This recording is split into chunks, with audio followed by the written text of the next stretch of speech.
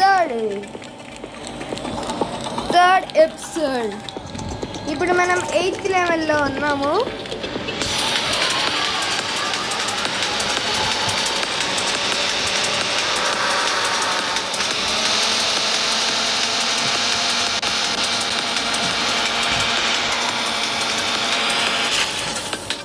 Sorry అంటే మనం కొద్దిగా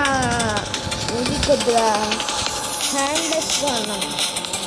మనం ఒక పని చేస్తున్నాము, దాంతో కొద్దిగా ఓడిపోతున్నాను అనుకుంటున్నాను. అదిగోండి మన వాళ్ళు వచ్చేసారు అక్కడ.